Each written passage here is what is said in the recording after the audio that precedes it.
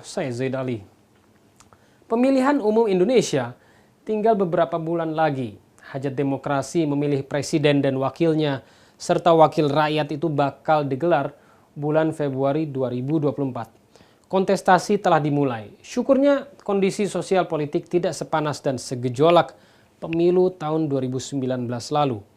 Namun suasana sejuk itu tiba-tiba diinterupsi oleh kabar mengejutkan. Harian Russian Today mengungkap kepalsuan pernyataan bersama Indonesia-Amerika Serikat yang isinya mengutuk Rusia dan Cina. Menteri Pertahanan Indonesia Prabowo Subianto dikabarkan langsung menyangkal. Tidak ada pernyataan bersama dan tidak ada konferensi pers mengenai itu, tegasnya. Inilah modus kotor catut-mencatut yang lazim dipraktikkan rezim setan Amerika Serikat. Indonesia sepertinya hendak disulap seperti Filipina, yaitu menjadi proksi Amerika Serikat untuk mengancam dan mengisolasi Cina. Hal ini seiring makin tegangnya hubungan Cina dengan rezim mafia Amerika Serikat. Perang dagang keduanya kini makin mengeras dan lebih serius ke arah perang diplomasi, bahkan militer yang sangat berbahaya. Berbahaya bagi siapa? Bukan bagi Amerika Serikat atau Cina, tapi bagi negara-negara Asia Tenggara, khususnya Indonesia. Sebab secara geografis Indonesia termasuk tetangga Cina, sementara rezim setan Amerika Serikat ribuan kilometer jauhnya dari sini. Jika ketegangan memuncak ke titik konflik militer, maka Indonesia akan bernasib nahas yang sama dengan Ukraina.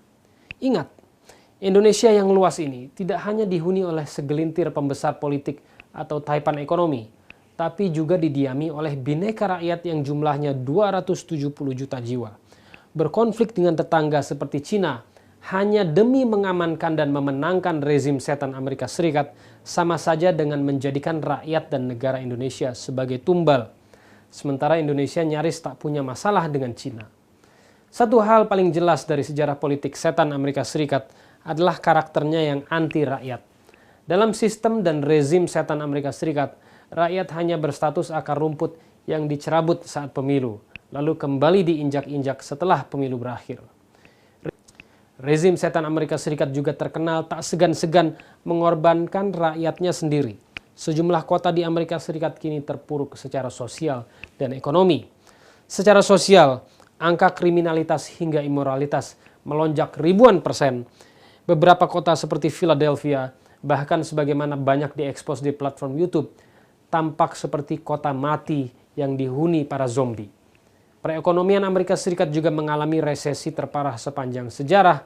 Bahkan beberapa analis mengungkap resesi ekonomi Amerika Serikat mendekati titik stagnasi yang berarti kematian ekonomi bagi Amerika Serikat. Tapi apakah rezim setan Amerika peduli dengan semua itu?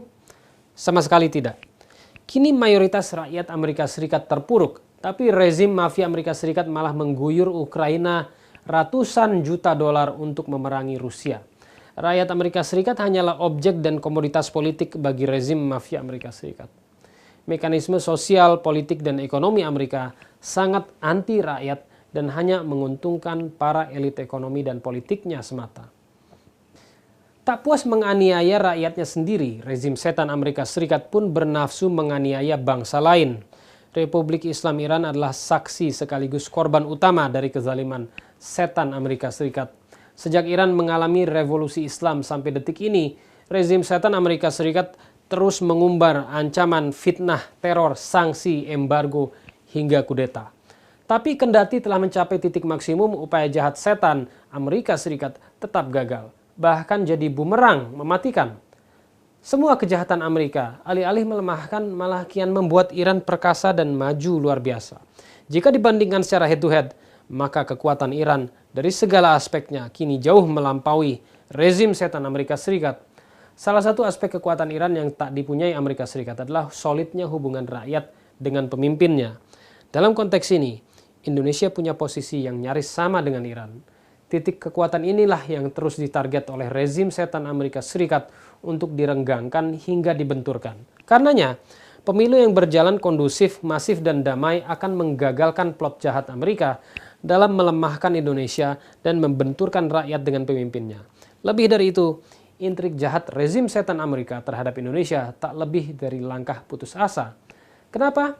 Sebab di pelbagai belahan dunia lain seperti Asia Barat, Eropa, dan Afrika, Hegemoni mafia Amerika Serikat sudah runtuh.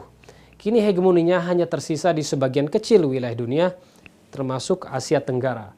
Karena itu, Indonesia menjadi kunci terakhir dalam menggenapkan kehancuran hegemoni Amerika Serikat secara global. Semoga peran kunci ini segera dijalankan pemerintah dan rakyat Indonesia dengan cara menjaga jarak hingga melawan rezim Amerika Serikat. Kelak Indonesia akan dicatat sejarah sebagai negara yang ikut menyudahi hegemoni global sistem dan rezim setan Amerika, yang keruntuhan tragisnya telah diperjuangkan Iran sejak revolusi Islam. Sekian dari kami, tim Jurnal Mala TV. Sampai jumpa minggu depan. Wassalamualaikum warahmatullahi wabarakatuh.